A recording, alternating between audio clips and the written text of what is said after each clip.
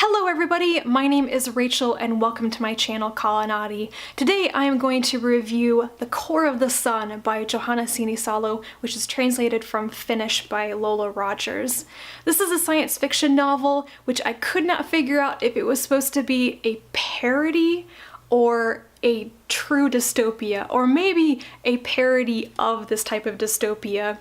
It is very comparable to The Handmaid's Tale by Margaret Atwood. I haven't read The Handmaid's Tale, but I am familiar with the premise of it to understand the comparison. Any book that depicts a society where women are extremely submissive and used as commodities is going to be compared to The Handmaid's Tale. So the premise of this is that Finland is a eusistocracy and has been practicing a eugenics program that deeply enforces gender roles and stereotypes.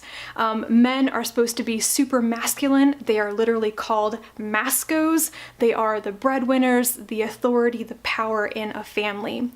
Women have been bred to literally domesticate them. They are supposed to be ultra feminine, super submissive.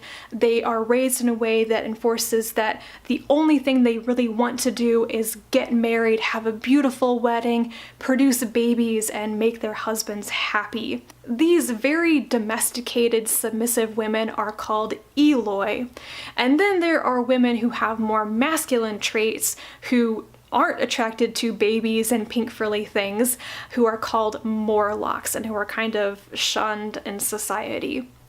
The story is about a woman named Vanna, whose real name is Vera, who is a Morlock. But because she is very beautiful and looks like an Eloi, has been pretending to be an Eloi her entire life, alongside her slightly younger sister, who is an Eloi. At the point the book opens, you know that Vanna's younger sister, the Eloi named Mana, has disappeared, and Vanna thinks that Mana's husband killed her. She's writing letters to her supposedly deceased sister explaining the history of what happened to them, how they were raised, and what Vanna is doing now. What Vanna is doing now is dealing capsaicin. She has partnered up with a man who knows her secret, who knows that she is not actually an Eloi, and they are selling capsaicin, which is an illegal banned substance in Finland. Finland has banned a lot of things that you probably expect, other drugs and alcohol, but they've also for some reason banned capsaicin as an addictive element. Vanna is addicted to peppers, and there are a lot of descriptions of her getting that rush of the fiery burn. This starts off with a scene where she puts a slice of pepper in her vagina to test how hot it is, which is a very unique way of beginning a book.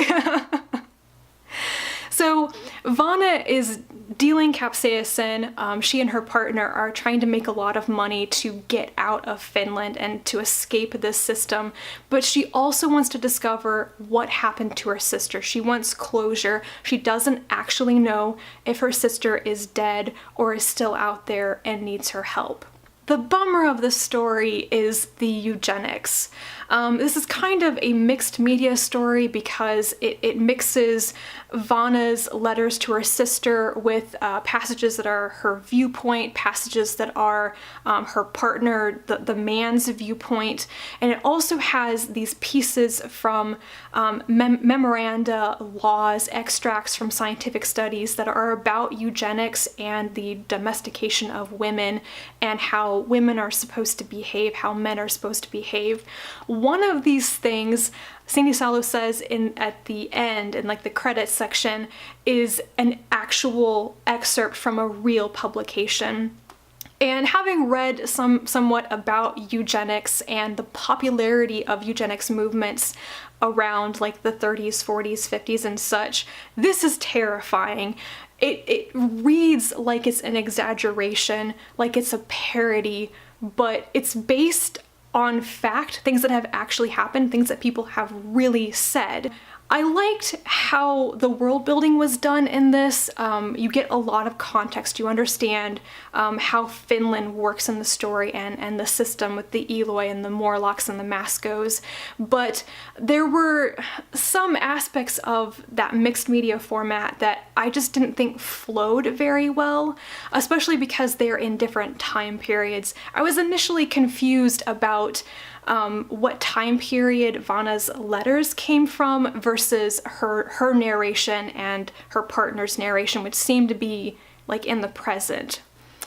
So it worked, but it was not the smoothest transition from piece to piece for me. Now, the bit about capsaicin and the hot chili peppers, that read kind of surreal, like it was supposed to be funny, but I could also take it very seriously that this is a stand-in for addictive substances and such, and how ludicrous it is for a government to ban this type of thing. It just shows you the tyranny of the system that they live within, that it doesn't make any sense, but people can be convinced by pseudoscientific arguments, which once again is terrifying because that is the world we live in now.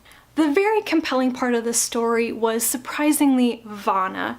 Vanna is an addict, and I don't really get addiction. I haven't read that much about it, and so I find her a very difficult person to understand, to sympathize with her, because she's an addict and she has done this to herself.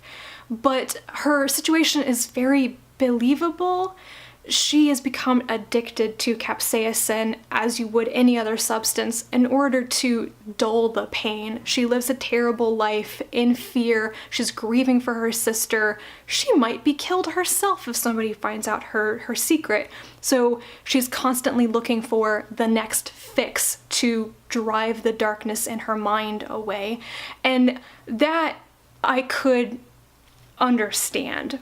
I was upset with her when she did things to get her next fix that were irrational. She's following her addiction rather than considering her safety or the safety of other people that she cares about. But it is still compelling. She is a complicated and conflicted character, but I liked reading about that in the end. I think this is just me coming to terms with my own feelings about addiction, which I haven't read that much about. So on the whole, I thought this was a really good story. I went into it thinking that it was going to be more bizarre, surreal, and weird than it actually is, especially when I just came around to thinking about the illegal capsaicin problem as just a stand-in for other types of drugs and addictions. So I would definitely recommend this. It also made me feel a bit braver about finally reading The Handmaid's Tale, so I'll be doing that pretty soon. If you have read The Core of the Sun or something else by Sinisalo that's been translated into English and you want to talk about it, please comment down below. I will definitely try to read more by her in the future. Thank you so much for watching this review, and I will talk to you again soon, and until then, bye.